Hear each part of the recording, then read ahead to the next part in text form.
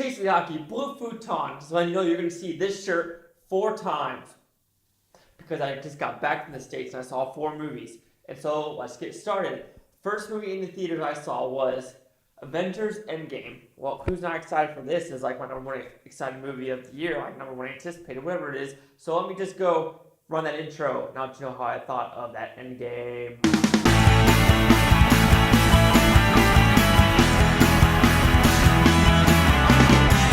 So, of course, I saw Endgame. What is it about? Infinity War happens, Endgame is next. How are they going to defeat Thanos? Are they going to defeat Thanos? Who comes to life? Who actually dies? And who's getting a sequel? Well, of course, before this movie, you knew Spider-Man was getting a sequel, but you didn't know what Spider-Man Far From Home actually was in the story. You knew Black Panther, you knew Guardians of the Galaxies, I'm pretty sure you knew Doctor Strange. So even though they got dusted, you know they're kind of coming back for the future. But Endgame, what I like about this movie, I love this movie, guys. Like, with Infinity War, with this movie, I loved it. I saw it with my mom, and we were clinching, like, Thanos! He's gonna win again! And other stuff like that. I love how it opens up with Hawkeye actually saying, like, this is almost like Hawkeye's story, this is Ant-Man's story. Even though it's like the original Avengers, it does focus a lot on, like, Smart Hulk, Ant-Man, like I said, Hawkeye, like I said, and the transformation of Thor, the difference of Iron Man, just how the characters of, like, Black Widow, Captain America, and others are just Nebula, and Gamora, actually. Also, the movie was 3 hours and 2 minutes. It did not feel like 3 hours and 2 minutes. I like how it ended. It was good, enjoyable movie, and I liked it. I say the one negative is when there's a final scene, and they're kind of zigzagging through characters. Some characters, you're like, who is that character? And they kind of really don't explain. It kind of said, oh, that person was in a past Marvel movie, so we're going to put him in this scene. But I also love how they bring back a lot of people from the 22 movies in the past.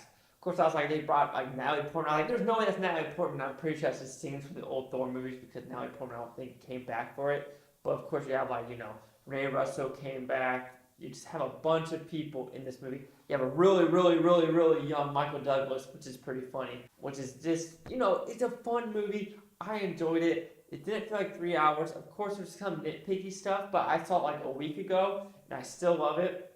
There are people that are like, oh, it's actually not as good if you watch the second time. But also the guy that said that absolutely loved Captain Marvel, and there's no way Captain Marvel is as good as this movie at all. Okay, that is one thing I would change. And one of them was Captain Marvel thinks she's hot shit. She was going to go and defeat Thanos, or try to defeat Thanos, and Thanos was going to kick her ass.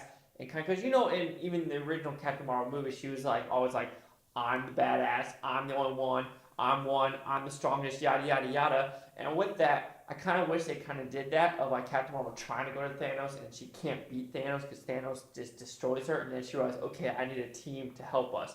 They don't really go that route, because I kind of wish they did, to kind of like, put her down on a normal level. Like, instead of like being space optical amazing, but like, okay, I need people to help with the future. And I'm also glad they didn't really focus on Captain Marvel. They did focus on the original Avengers with Ant-Man in it, because Ant-Man brings the technology. And other characters needed, but I'm kind of glad Captain Marvel, she was in this movie, but she was kind of a background character, which I enjoyed. But Avengers Endgame, I enjoyed the living poop out of this movie. I could give it a perfect rating, but like I said, there's a little nitpicks maybe in the story I would change. But maybe I will. You know what? We're just going to go with it. Avengers Endgame will receive a 5 out of 5 blue futons, which equals that 100%. Even though I'm giving it 100%, there might be a little nitpicks, but I just think as a movie-going experience, I loved it. I mean, of course, yeah. Like I said, I go 90 or 100. I'm going 100, but let's see what the critics and user scores gave this film. So you have critics a 94% and the user scores an 88%. And here's the critic consensus.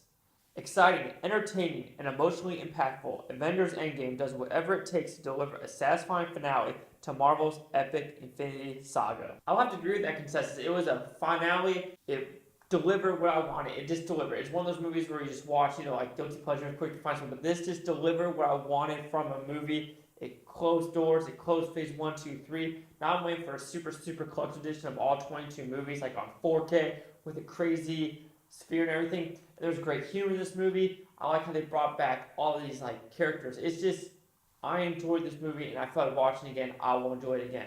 But like, this might be a second reviewing, but be like, oh, you're going too high for that 100%. But you know what? I enjoyed it from what I remember it. Things that you maybe change, but other than that, 3 hours went by like that. I enjoyed it so much.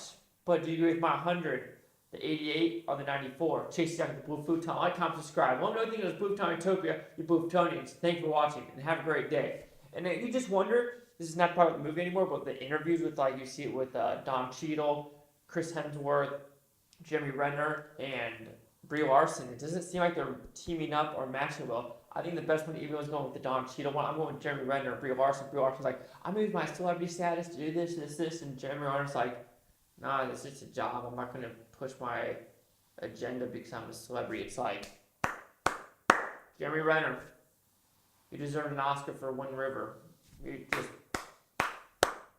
what can I say? I guess now you don't know what his backstory is as Hawkeye, why he's killing a lot of these people. But hey, still it's 100%, 1 of 4 done. Let's go to review 2 of 4, guys. Let's do this.